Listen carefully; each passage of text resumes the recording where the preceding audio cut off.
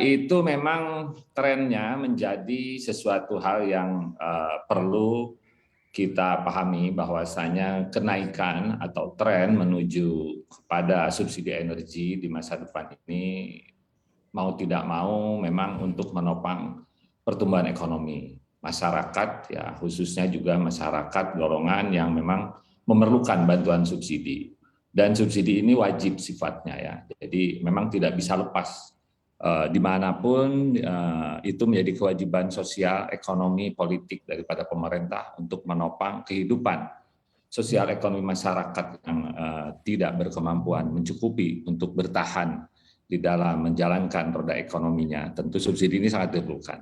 Yang paling penting adalah pertumbuhan itu bisa terjamin dan subsidi itu tetap berjalan, tapi dengan tepat sasaran tentunya. Ini yang senantiasa menjadi isu sentral dan sangat penting, karena ketidaktepat sasaran itulah yang menjadikan subsidi itu tidak efektif, ya, tidak menjangkau secara langsung kepada masyarakat yang benar-benar membutuhkan. Misal listrik, itu kan harusnya yang 450 VA dan 900 VA, itu udah bisa subsidinya secara langsung kepada rumah per rumah tentunya, kepada golongan masyarakat secara keluarga.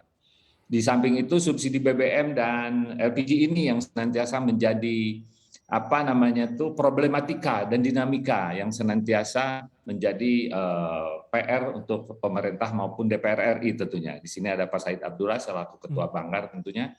Itu memang pemerintah terlihat memiliki keinginan kuat, political will untuk merubah skema subsidi ini di tahun-tahun mendatang. Demikian mungkin yang bisa saya sampaikan sementara ini. Terima kasih. Terima kasih Pak Eri, dan kita sepertinya sudah tersambung bersama dengan Pak Said Abdullah. Beliau adalah Ketua Banggar dari DPR RI. Saya coba sapa. Selamat pagi Pak Said Abdullah, kabar sehat? Selamat pagi. Assalamualaikum. Alhamdulillah sehat selalu. Waalaikumsalam Pak Said. Ya, Pak Eri tadi mengatakan subsidi, khususnya subsidi energi adalah hak sosial dari masyarakat. Tetapi dari pandangan Anda sebagai Ketua Banggar DPR RI, sambil saya baca ini Pak Said ya, subsidi energi kita terus naik. Kalau kita runut lagi dari 2017 sampai 2020, rata-rata kenaikannya sampai 3,7%. Di 2022 nanti, ini alokasi subsidi juga dinaikkan 4,3% dibandingkan outlook sebelumnya di 2021. Dari kacamata Banggar menilai hal ini seperti apa? Kenaikan subsidi ini masih wajarkah dengan kondisi saat ini, dan apakah Anda juga sepakat berhubung ini adalah hak sosial masyarakat, ya sah-sah saja kenaikan subsidi seperti itu persentasenya tiap tahun? Yang saya ingin sampaikan yang pertama adalah saya sepakat dengan Pak Eri Purnomo Hadi bahwa subsidi ini hak sosial masyarakat. Tujuan kebijakan dari subsidi ini kan sebenarnya perlindungan sosial. Bahwa kemudian di dalam perlindungan sosial itu terhadap masyarakat kemudian terus-menerus mengalami kenaikan, katakanlah walaupun 3 tahun terakhir di 3,7 terus-menerus kenaikannya, dan sekarang fluktuatif cenderung ke 4,3, menurut saya itu adalah bagian dari automatic social stabilizer. Bahwa Banggar DPR telah membuat keputusan bahwa subsidi tidak tepat sasaran sebagaimana data temuan TNP 2K itu adalah benar.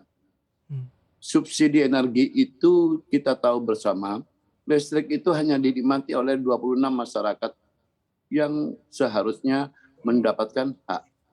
Justru lebih besar yang tidak berhak.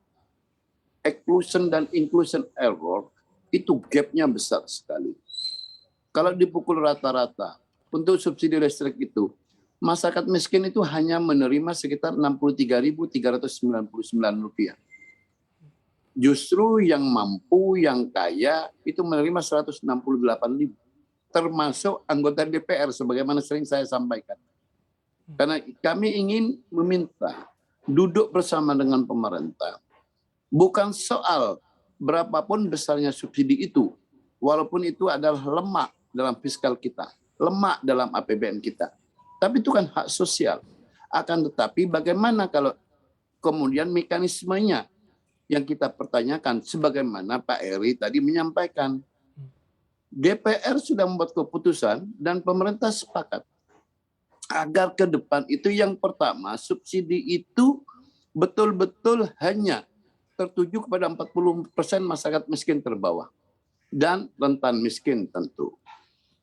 Yang kedua, subsidi itu mau tidak mau, suka tidak suka, tidak boleh lagi berbasis komoditas atau bahasa terangnya berbasis korporasi.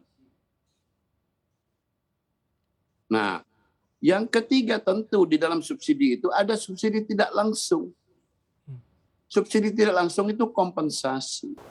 Install aplikasi kami CNBC Indonesia di Google Play Store dan App Store untuk mengikuti perkembangan terkini berita bisnis dan ekonomi.